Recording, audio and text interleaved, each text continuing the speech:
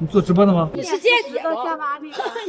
一个认识自己的人是全世界最聪明的人。23年底读博士期间做了一个实验，完全脱离掉手机和互联网，用了134天的时间，走了全中国24个省的68个县市，最後一眼看看有沒有啥信息，連上網吧，看了一眼沒信息，拜拜啦我的手機。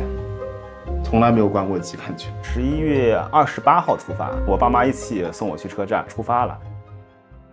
我出發的時候可能帶了不到1萬塊錢吧，我有一個自己的儲蓄卡。大部分場景現在人們已經不用現金了，但是呢，他又無法拒絕現金，所以就出現了很多滑稽事兒吧。我只有現金啊。你手機呢？我不用手機的。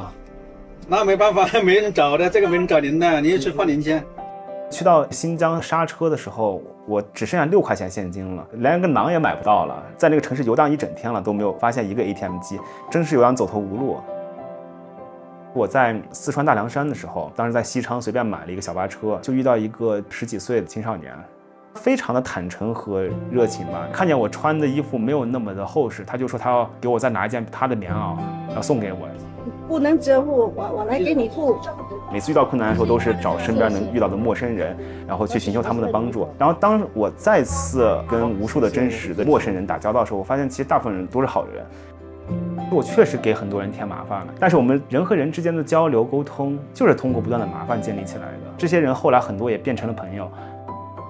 我去三門峽的路上又新冠2陽了，就是連下樓買藥的力氣都沒有。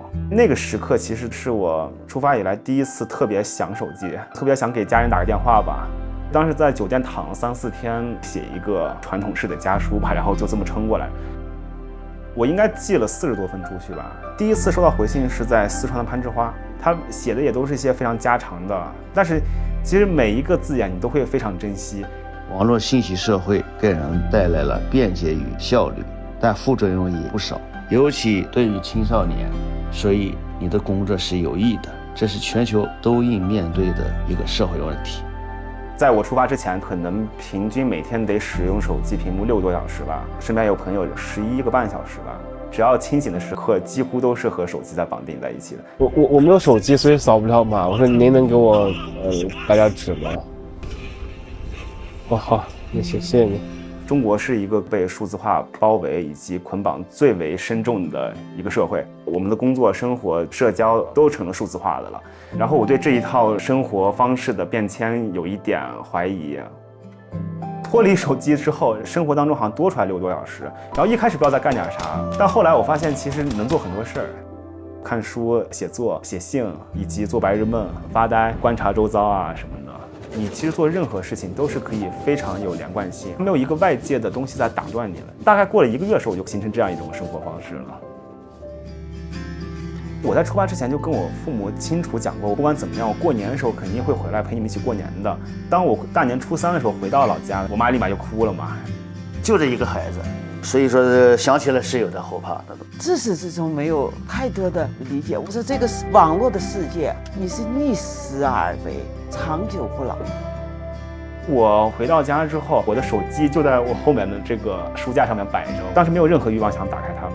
我知道我還是得回到這套系統，隔了可能1個多星期吧，我就說我開機吧。我想象的可能無數的消息把我吞噬掉，結果打開半個小時都沒有任何消息，可能是欠費停機了。充完錢之後又隔了半個小時吧，然後還沒有任何消息。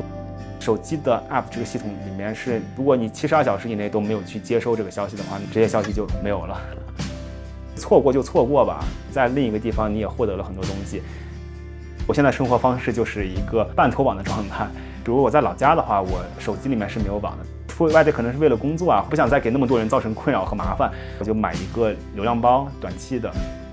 人都是有弱點的嘛，不同的 app 他們都在競爭人的注意力和時間，然後把這些人的數據進行嚴密的計算，推給你更切中你喜好的內容。任何人都很難完全擺脫這套系統。我做這個項目完全不是說想要鼓勵大家都不要用手機了，然後都擺脫互聯網嘛，因為那是不可能的。但我覺得我作為一個人在這個世界上，自己具身的經驗和能力，我覺得是非常重要的，是我不願意失去的。